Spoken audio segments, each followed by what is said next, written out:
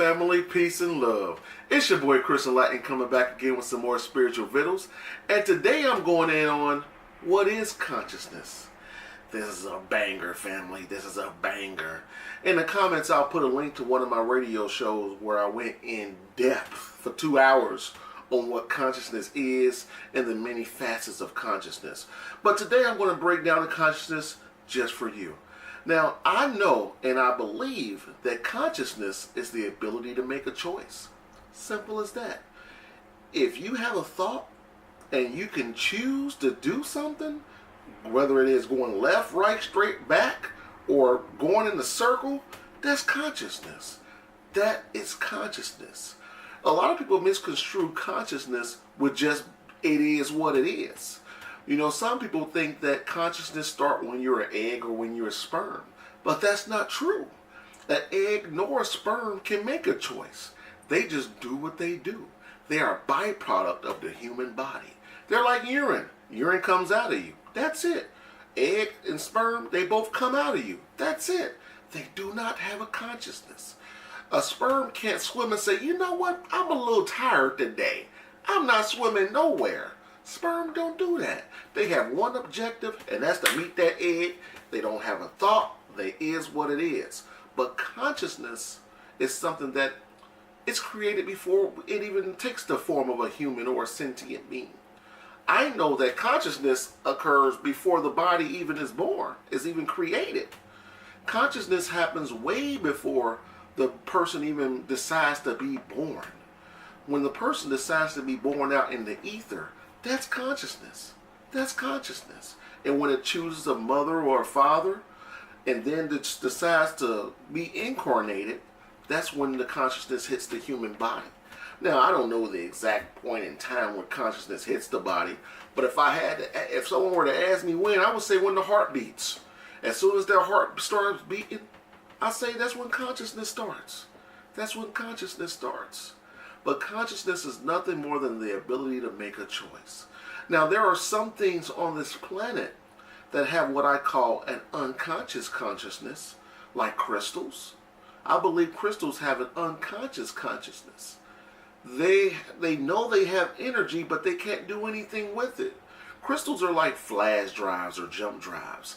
They're able to retain information and energy, but until a human comes by to extract it out of it, it just is what it is.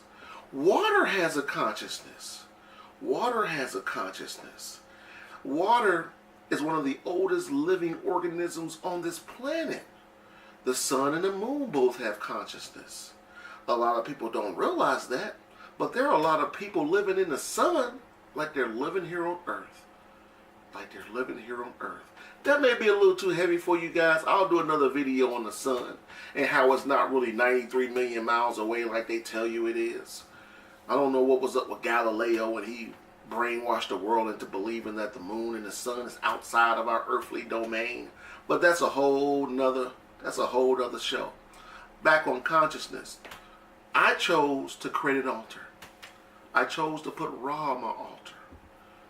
These statues don't have a consciousness, but the deities can infuse their consciousness in their own form to look at us and help us. See, this statue of deity is almost like a human being. My consciousness isn't this flesh that you see, but my consciousness is within this flesh. And that's why we put deities on our altars, so the consciousness or the energy reserve that's out in the ether that represents this deity can have a vessel so the deity can help me. That's one of the reasons why we put deities on our altar, not because they look pretty. We put the deities on our altar so the deities can watch us surrendering to the universe, taking care of our ancestors, and just watch our daily lives. That's why the deities are there to help us. If they choose to.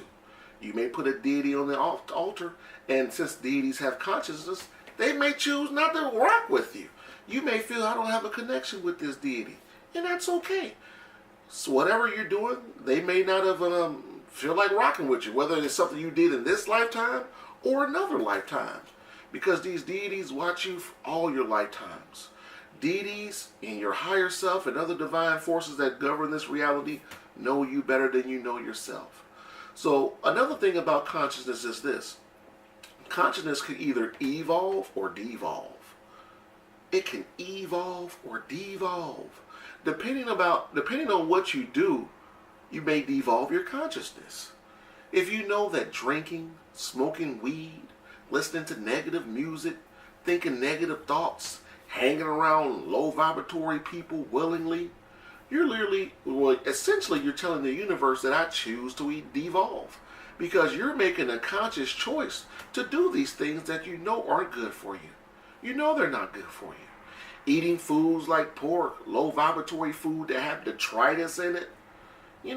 When you do things like that, you're willingly lowering your vibration, and in turn, you're devolving your consciousness.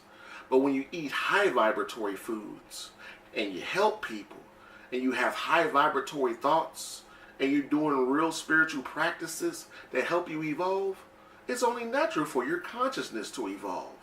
So family, I really want you to start thinking about what you do on a daily day to help your soul and your spirit and your consciousness evolve. If there's anything that you're doing that's devolving you, stop it. Stop it. You don't have to succumb to your habits. You don't have to do that. You're choosing to, but you don't have to. Your reality is a reflection of your conscious thoughts. Whatever you think about, your reality will manifest that real time. One thing that a lot of people don't realize is the spirit world, when you think things in your mind, when you meditate and when you manifest, it happens real time in the spirit world. But it takes time in our earthly domain to extract those thoughts and those emotions from the ether into our reality. The more you do it, the stronger your extraction will be. So the more you manifest, the more you choose to meditate, the more you choose to win, the quicker your turnaround will be, family. You get some people manifest one day and be like, it ain't working. It takes time. It takes time, and you got to start on a low level first. Manifest a turkey sandwich or something like that. It's something easy at first until you get good at it. Again, don't try to manifest a brand new house in one day. It's not going to work like that. It takes time. But if you get your vision board up and you choose to put a nice house on there, and every day you think about this house, you're daydreaming, you're manifesting this house, one day you will get it. Because the first universal law says, the mind is all and the all is mind. And that's the law of the law of mentalism. I started thinking about my book because I got all the universal laws in wealth consciousness. I urge you to go out and get that book. I break down all the universal laws, and I talk about how you can apply them in your daily life to win. So on that note, people, peace and love. It's your boy Chris Enlightened. I hope you choose to evolve your consciousness. That's what this video is all about, helping you win out here, family. That's it. So on that note, peace and love, family. Winning!